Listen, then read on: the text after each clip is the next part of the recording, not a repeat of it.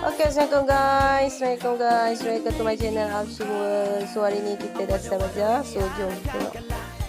So kita ambil course untuk program latihan kemahiran kerjaya ya di bidang bakery.